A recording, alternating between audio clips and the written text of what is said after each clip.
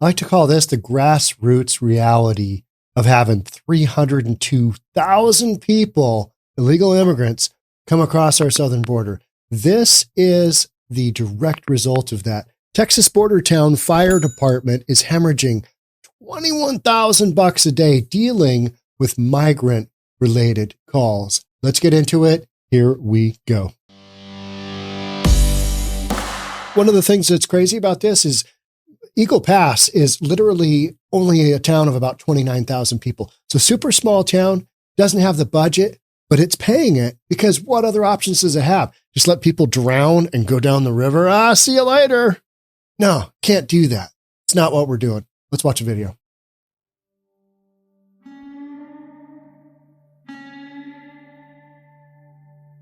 The music.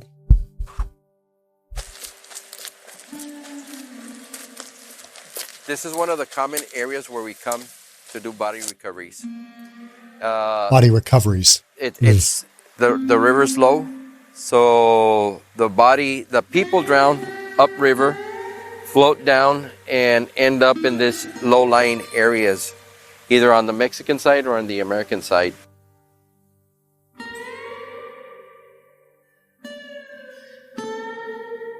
In the fall of 2022, Eagle Pass had to order more refrigeration units because I think it was September of 2022. Eagle Pass had to order more refrigeration units because they had so many bodies piling up. They couldn't store them all. It's just like, what are we even doing? 2 weeks ago, we had 4 people that drowned in one day. Now, the next day we had another drowning. The very next day we had another drowning. So right there, you're looking at 6 people that drowned, so that would overwhelm a facility or a morgue. This is what's causing all this. Just can't handle it. Burden on the mortuaries.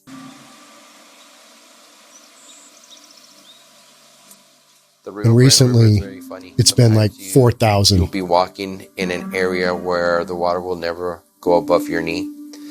But all of a sudden, you'll have a drop of about 10, 12 feet. If you're carrying a baby, you're going to go down 10, 12 feet with that baby. We had babies not too long ago drown. We had a 3-month-old baby. We had a 3-year-old baby brother that passed away. The uncle was trying to cross. He fell into a deep hole in the river, let go of the babies. The babies drowned. I would like to see the federal government jump in and help out in whatever way they can. These people. So that could be alleviated. If they could not with this administration. Stop this migration, that would be awesome. Yeah. I don't see any end in sight. I don't think anybody Washington needs to do something about it. Eagle Pass is a small city, like I said. We have 4 ambulances and 2 reserve trucks. Of course, we have private ambulances that work within the city. But those 4 trucks, they get overwhelmed every single day. In my career, in the last year or 2. Every single day. And it's because of the border. It's not because of the town of 29,000 people, you've probably never heard of it before the border crisis, but now you're hearing about it all the time because it's on one of the main routes coming out of Mexico.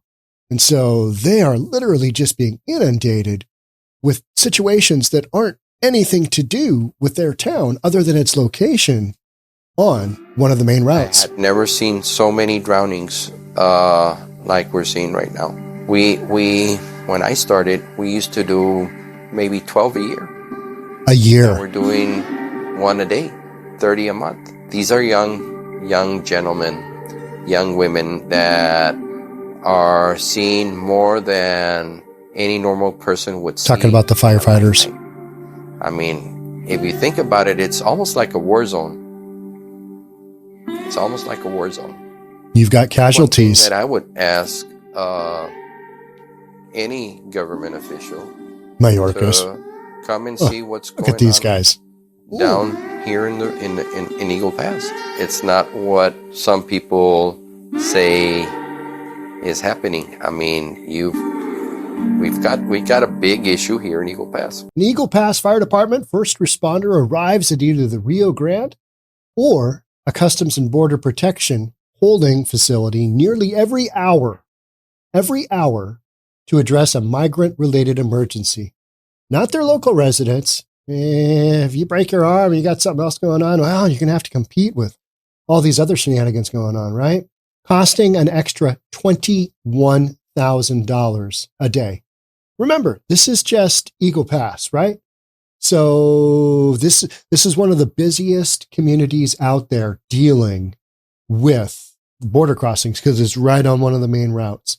Lukeville, another area in Arizona, small town, right on the border and right in the hairs of the cartel's route, bringing everybody in. There's not a day where we don't go to the river's edge to transport patients, and the city swallows the cost. So this is not only happening just in Eagles Pass, it's happening all along this border. Because you can't just, like I said earlier, sorry you drowned. Good luck out there. 𝗥𝗘𝗔𝗦𝗢𝗥𝗘𝗏. You know what I mean? That's not a thing. You got to take care of humanity. That's what we do here in the U.S., right? But it comes at a cost. It comes at a cost. I mean, could you imagine making it all the way, literally? You've come from Venezuela and you step in a big hole and you're holding your kid. I mean, talk about tragic. Talk about tragic. That's why there has to be some kind of order to all this, because people are literally losing their lives. And yet you've got the White House saying, it's mostly closed. It's mostly closed. We're taking this very seriously. No, you're not. So the Eagle Pass Fire Department has been averaging about 45 EMS calls a day. A day. Not fentanyl overdose calls. EMS calls for the illegal immigrants, right? About 30 of them migrant-related since mid-September, Mello said. Before that, a busy day would have been 30 calls in total.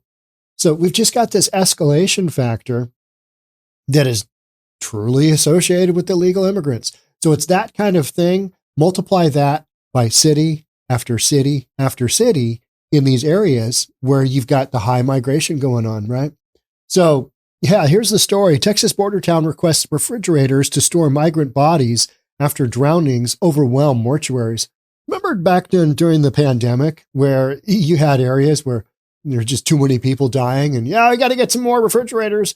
And I believe one of my podcasts was they were storing people in parking garages because concrete, below grade, kind of act as an instant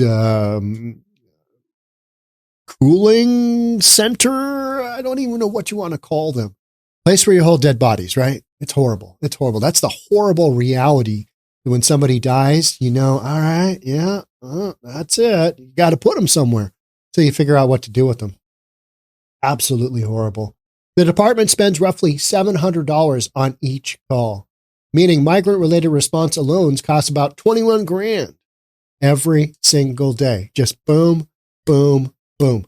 These cities don't have that budget. They don't have this budget, but they're spending it. So that means that money comes from somewhere else, right? It's like California.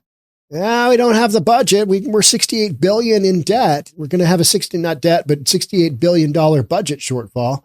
But hey, let's go ahead and we're going to give out health care to everybody, illegal immigrant up to age like 49, is it? Something like that. It's like, you come here, we'll set you up. 2 thumbs up. Local California residents, not as much, right? Only if you qualify. We have all kinds of calls from minor cuts and bruises to hypothermia, to heart attacks, to broken bones, to even childbirth. You see the young ladies coming across the border that are pregnant. Talk about a tough go. I mean, you want to complain about your pregnancy? How about come from Venezuela pregnant? But when you got to go, you got to go. You got to go with your family. That's the judgment call they're making. And then they're having a baby here. Can't imagine. So we're transporting all kinds of patients and they're all migrants. Sometimes the hospitals get overwhelmed and we're waiting 20 to 30 minutes with a patient inside the ambulance for a bed because we only have one hospital. And that's one of the other things is that the cartel basically, they go after communities that are pretty small and pretty remote because they know that the resources are minimal to deal with, Border Patrol in that area. So send a lot of people through there. Your odds are much higher that you're going to get folks through and they're going to get to the other side. And when they don't, the local city has to eat the cost and just basically go through with it. It's insane. Migrant encounters at the southern border hit new records earlier this month, 302,000 in the month of December. Over 10,000 migrants were being held in Border Patrol facilities around Eagle Pass. Representative Tony Gonzalez, who represents the area, said December 20th, noting that around 4,000 crossed into the city the day before. We've had these days of 4,000 at elsewhere in Texas, 10,000 in a day, 11,000 in a day. I mean, just some insane numbers. There's no funding for this period, 𝗪𝗧 said. So the city loses money right there, meaning they're not getting federal funding. They're having to eat it out of their own budget. So their own tax-paying citizens are paying for the federal government's inability to adequately patrol the border, to the point where you don't have these just nut job shenanigan numbers coming at you every single day. By the way, if you're enjoying this content, love to have you subscribe to the channel. Love to have you hit the like button for this video, hit the notification bell. All of that really helps our growth. Much appreciated in advance. So let's keep going. The federal government has not reimbursed Eagle Pass for expenses involving the migrant surge, according to Gonzalez. The city has also lost over $500,000 responding to migrant-related incidents this year, Eagle Pass Assistant Fire Chief Rodolfo Cardona told the news agency. Local businesses, meanwhile, are also hemorrhaging cash, 𝗪𝗧 told Fox News. December's surge prompted the Border Patrol to close an international railroad crossing from Eagle Pass into Piedras Negras, Mexico, in order to redirect personnel to assist the U.S. Border Patrol with taking migrants into custody. What happened is that they literally got overwhelmed. Just boom, just got so overrun in December. And actually, it was 6 weeks. I think they just opened it up. So it would have been mid-November. I think they closed down, but they closed down because they just couldn't take any more. So they closed down the legal border. And so now all these businesses that rely on ability to come back and forth across the border because they're a border town. Yeah, business is not happening. So now you have lack of tax revenue because business isn't happening. And then you've got money flying out the window because you have to deal with this stuff. These are humanity issues and you can't just let them go. You just can't let a dead body rot, right? It's not what we do, but don't have the money. Well, somebody will come up with it, right? And it's being left to these cities to have to cover the cost. Now, is there going to be some federal funds? Who knows? It's all politics, right? It's all politics. We usually have a lot of travelers coming in from Mexico to do their Christmas shopping, the fire chief said. With all of this going on, we're not getting the shoppers that we used to. So because you don't have the ability to go back and forth, people from Mexico can't make it over. And people from the United States normally going into Mexico for whatever. It's just not happening. So businesses on either side were really struggling. That's been a huge, huge Christmas bummer.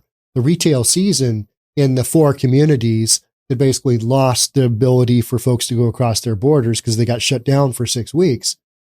One more impact of our federal government, particularly current administration, not really doing anything at the border. Meanwhile, yeah, it's mostly secure. The federal government has to put its foot down and say no more migrants coming in, 𝗪𝗧 told Fox News. The government needs to step it up and stop this madness. 100% agree. 100% agree. And that's why I think what, Governor of Texas is doing, Greg Abbott, is going to be instrumental in turning this thing around one way or the other, because he's taking a really terrible situation, which is thousands and literally millions of people coming through border states of Texas, Florida, Arizona. A lot of them just run right through Texas because it's got that direct route through Mexico. Arizona as well. But a vast majority are coming through Texas. And so he's putting them on buses. Now he's putting them on planes. Hey, take that one to Chicago. Putting them on trains, literally planes, trains, and automobiles. The only thing we're not using so far is taxis, because it's just too damn far to get them anywhere. So, that's really flipping the narrative here, which is it's putting all this pressure that used to be that we just read about, all this pressure that we just read about on this one border town, that is being exported to Chicago, Washington, D.C., New York City, Denver. Anybody that's, sanctimoniously just referred to themselves, oh yeah, we're sanctuary city. We're sanctuary city. Yeah, now those sanctuary cities are having to pay the tab, and they're like, it's going to ruin the town. It's just like Eric Adams did in New York City. It's destroying our city. Well, it's destroying the border cities, and they still need the love too. So that's why I'm doing podcast after podcast on these situations that are happening, because this isn't just, people coming across and, there's just so many coming. There's all of these situations, life situations, like people drowning, having babies. We went through all that. The hardcore reality is every single one of those requires somebody to go out, whether it's the police, fire department, whomever. Those resources aren't free. They're not free. I know. It's weird, right? Somebody's got to pay for them. And who is that? You and I, the taxpayers. So the more pressure that gets put on these situations, I think the better off things are, because it puts pressure on a situation that doesn't need to be. We can have a border policy. We've had them in past years. Maybe not to the extent of what we need now, but something's got to change. So I'll keep doing these podcasts for as long as there's topics. And there's going to be shenanigan topics for a long, long time. Thanks again for being here. That's it for me in this one. We'll catch you on the next one. Bye for now.